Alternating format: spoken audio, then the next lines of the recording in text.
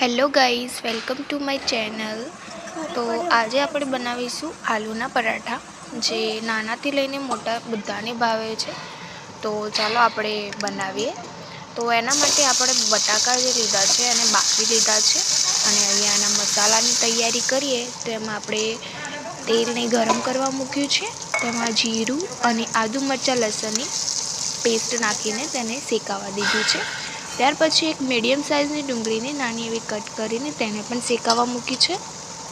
સારી એવી શેકાઈ જાય, એમાંથી તેલ આ રીતનું છૂટું પડી જાય પછી આપણે એમાં બધા મસાલા જેમ કે હળદર, મરચું, મીઠું, ધાણા જીરું, ગરમ મસાલો અને એક સ્પેશિયલ મસાલો જેવો કે પાવભાજી મસાલો, જેનાથી બહુ જ મસ્ત ટેસ્ટ આવે છે, તો તમે એડ કરી શકો છો।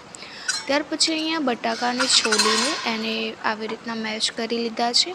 તેમાં બીજા એક્સ્ટ્રા મસાલા જેવા કે હળદર, મરચું, મીઠું અકોર્ડિંગ ટુ ટેસ્ટ તમે નાખી શકો છો।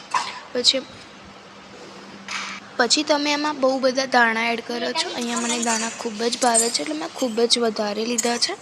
પછી એમાં આપણે એક લીંબુ નાનું એવું એડ કર્યું છે, તમે એને સ્કીપ પણ કરી શકો છો, પણ આનાથી ટેસ્ટ બહુ મસ્ત આવતો હોય છે। ત્યાર પછી આપણે જે બનાવેલું મિક્સચર છે એ આમાં મિક્સ કરીને એને સારું એવું મિક્સ કરી લઈશું। ત્યાર પછી આપણે એક પેનને ગરમ કરવા મૂકીશું અને આપણે જે લોટ છે એનો એકદમ ઢીલો પણ નહીં અને કડક પણ નહીં એવી રીતના બાંધ્યો છે અને આવી રીતના તમે જોઈ શકો છો 2 રોટલી વણી લીધી છે અને તેમાં આપણે આલુનું જે બટાકાનું મિક્સચર જે છે એ એમાં ભરી દઈશું।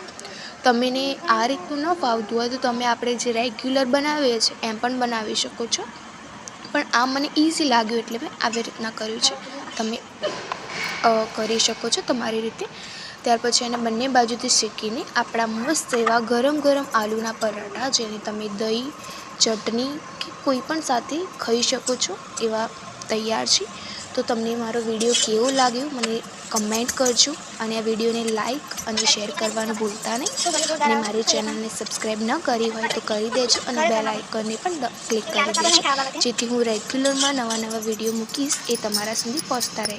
Thank you for watching.